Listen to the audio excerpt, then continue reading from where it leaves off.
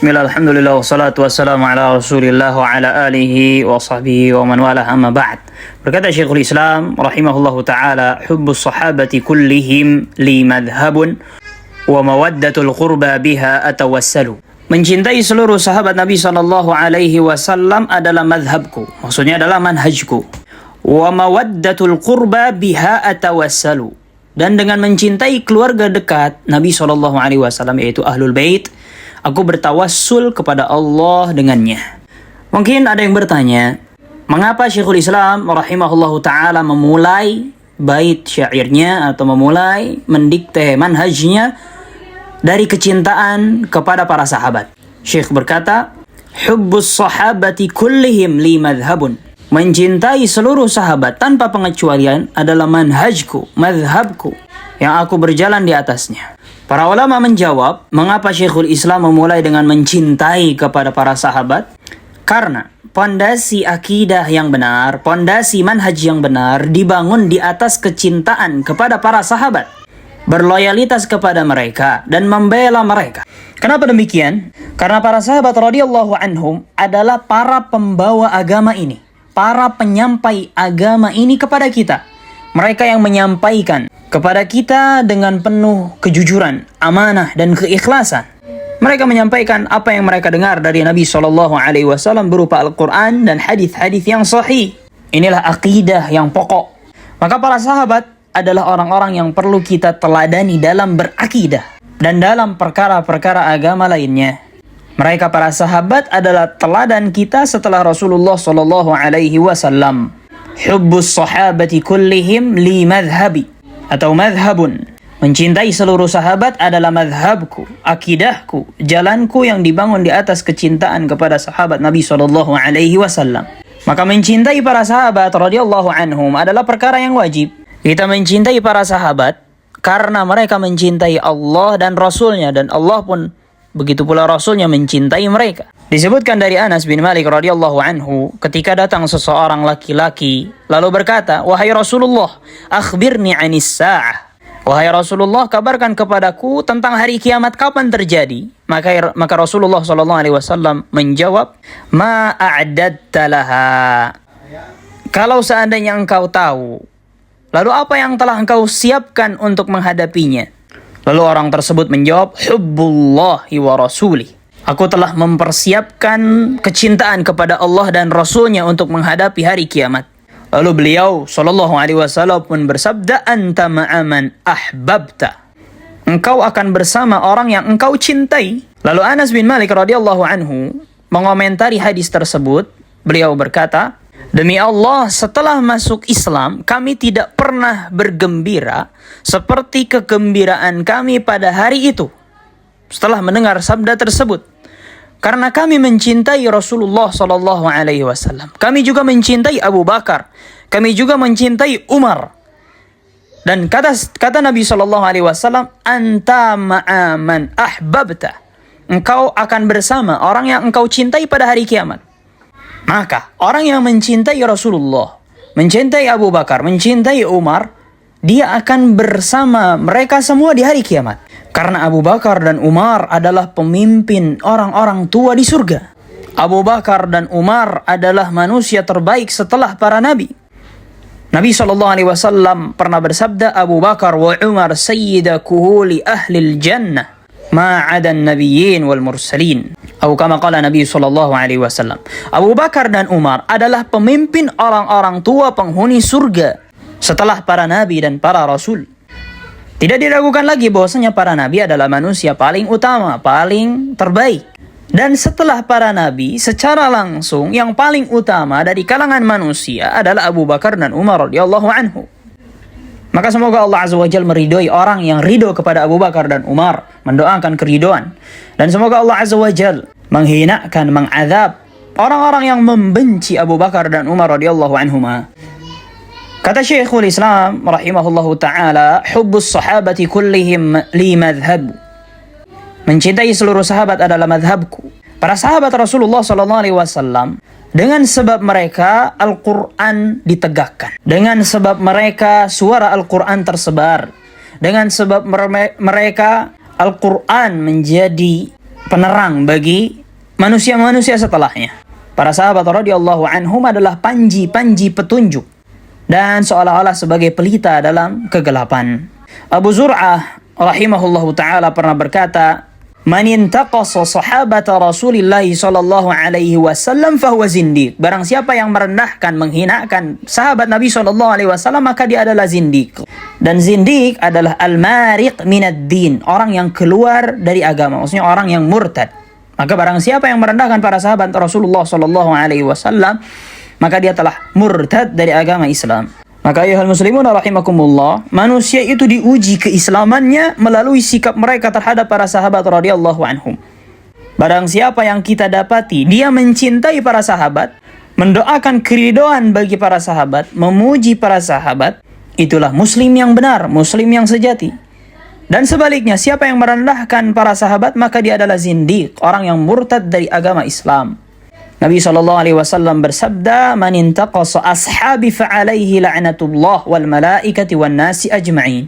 Atau kama qala Nabi SAW, barang siapa yang merendahkan para sahabatku, maka atasnya laknat Allah, laknatnya para malaikat, dan laknatnya seluruh manusia. Dalam hadis lain Nabi SAW bersabda, "La tasubbu ashabi fawalladhi nafsi biyadih, law anna ahadakum anfaqa mithla Uhudin dhahaban, ma balagha mudda ahadihim wala nasifah." Janganlah kalian mencela para sahabatku demi zat yang jiwaku berada di tangannya. Seandainya salah seorang dari kalian menginfakkan emas sebesar gunung Uhud, tidak akan menyamai satu mud infak salah seorang dari sahabat. Tidak pula menyamai sedekah mereka setengah mud. Mud adalah takaran yang ditakar oleh dua bentangan tangan orang dewasa. Maksudnya apabila kalian menginfakkan emas sebesar gunung Uhud, tidak bisa menyamai sedekah sedikit yang diinfakkan oleh para sahabat radhiyallahu anhu. Dan Syekh Saleh As-Suhaimi hafizahullahu ta'ala merangkumkan bagaimana sikap seorang muslim terhadap sahabat Nabi sallallahu alaihi wasallam. Sikap yang pertama adalah mencintai mereka. Wajib bagi seorang muslim untuk mencintai para sahabat radhiyallahu anhum. Sikap yang kedua, mendoakan keridhaan dan mendoakan rahmat untuk mereka, yaitu mendoakan radhiyallahu anhu. Dan doa radhiyallahu anhu itu lebih dikenal, diberikan kepada para sahabat radhiyallahu anhu. Karena di dalam Al-Quran Allah Azza wa Jalla berfirman bahwasanya Allah telah meridhoi mereka. Begitu pula Rasulullah SAW wafat dalam keadaan beliau ridho kepada mereka. Sikap muslim yang ketiga adalah berloyalitas dan membela para sahabat radhiyallahu anhum. Sikap yang kelima, meyakini bahwa seluruh sahabat adalah orang-orang yang adil, yang bertakwa, yang beriman. Kemudian sikap yang kelima, meyakini bahwa para sahabat radhiyallahu anhum adalah manusia terbaik setelah Rasulullah sallallahu alaihi wasallam. Berdasarkan dalil Nabi sallallahu alaihi wasallam bersabda, "Khairun nasi qarni, thumma alladhina yalunahum, thumma alladhina yalunahum." Sebaik-baik manusia adalah orang-orang yang hidup di masaku, yaitu para sahabat radhiyallahu anhum. Sikap yang keenam adalah menahan diri dari ikut campur kepada perselisihan yang terjadi di antara sahabat. Apabila terjadi perselisihan, fitnah, huru-hara di kalangan sahabat radhiyallahu anhum, maka wajib bagi kita untuk menjaga lisan. Tidak ikut campur, tidak membicarakan, tidak di pihak manapun. Disebutkan bahwa Umar bin Abdul Aziz rahimahullah ketika ditanya tentang apa yang terjadi antara Ali dan Muawiyah radhiyallahu anhuma, dan juga ketika ditanya apa yang terjadi antara Ali dengan Zubair dan Talha, beliau berkata, "Ulaika qaumun tahharallahu suyufana min dima'ihim falnutahhir alsinatana min a'radihim." Mereka, para sahabat Nabi SAW adalah suatu kaum yang Allah Azza wa Jalla jaga pedang-pedang kita dari darah-darah mereka. Maka hendaknya kita menjaga lisan-lisan kita untuk tidak membahas tentang urusan-urusan mereka, tidak merendahkan kehormatan mereka. Maksudnya adalah, kata Umar bin Abdul Aziz radhiyallahu anhu, alhamdulillah kita tidak ikut campur untuk bertumpah darah dalam peristiwa itu. Maka janganlah kita ikut campur dengan lisan-lisan kita dengan cara membicarakan fitnah tersebut. Maksudnya begitu. Sikap yang ketujuh adalah wajib membela dan menjaga kehormatan para sahabat radhiyallahu anhum. Dan wajib bagi seorang muslim untuk menentang orang-orang yang mencela para sahabat radhiyallahu anhum. Karena mencela para sahabat radhiyallahu anhum di masa ini tidak lagi terbatas pada kaum Rafidhah saja. Bahkan ada dari kelompok-kelompok Islam, terutama kelompok Ikhwanul Muflisin, Ikhwanul Muslimin, yang mana mereka memiliki perhatian besar untuk merendahkan kedudukan para sahabat radhiyallahu anhum. Dan ketua mereka adalah Sayyid Qutb.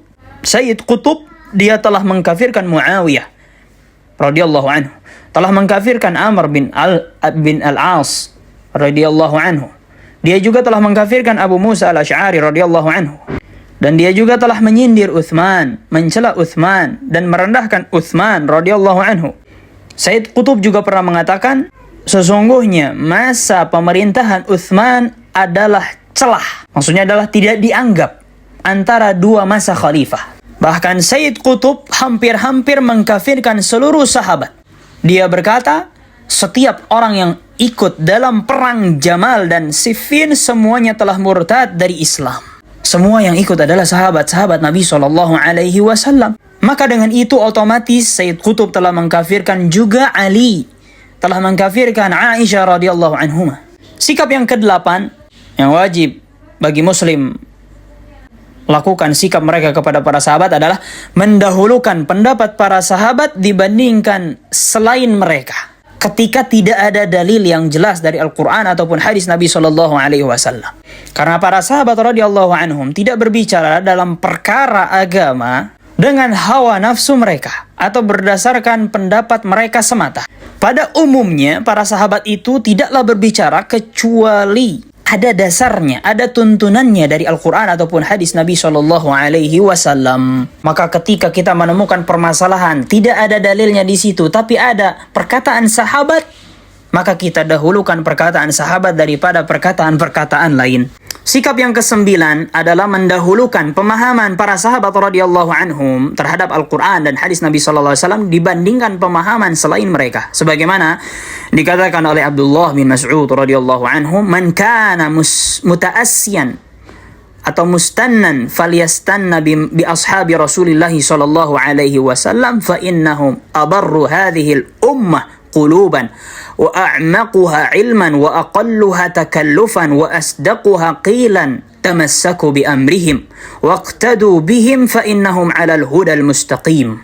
Barang siapa yang ingin meneladani, maka hendaklah dia meneladani para sahabat Rasulullah sallallahu alaihi wasallam.